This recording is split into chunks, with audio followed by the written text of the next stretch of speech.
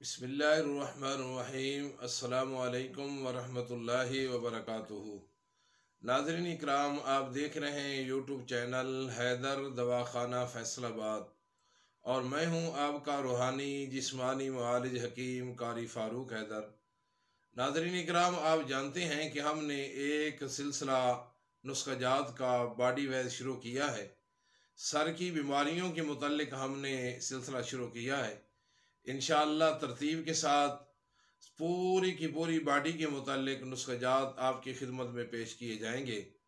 अब तक तरतीब के साथ हम 6 वीडियो सर की बीमारी के मुतालिक आपकी खिदमत में पेश कर चुके हैं। आज 7वीं वीडियो 7वां नुस्खा लेके सर की बीमारी के मुतालिक आपकी खिदमत में हाजिर हुए हैं। नाज़रीन इकराम, इस नुस्खे का नाम है हैदर चाय।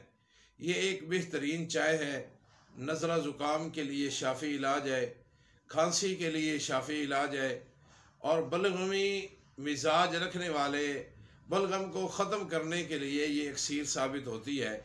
तो हैदर चाय का नुस्खा नोट फरमा लीजिएगा। आपने सबसे पहली चीज़ लेनी है, वो लेना है गुल बनफशा 20 ग्राम। दूसरे नंबर पे आपने लेनी दार चीनी 10 ग्राम। तीसरे नंबर पे आपने लेने हैं सौंफ 10 ग्राम और चौथे नंबर पे आपने लेनी है मुलट्ठी मुकशर 10 ग्राम और आपने छोटी इलायची लेनी है 10 ग्राम और बरहमी बूटी आपने लेनी है 10 ग्राम। इन तमाम चीज़ों को आपने लेके इनको मोटा मोटा कूट लेना है और तकरीबन 3 से 5 किलो पानी के अंदर आपने ये डाल के 24 घंटे के लिए रख देनी है। फिर उसके बाद आपने इसको आग के ऊपर रखना है, पकाना है।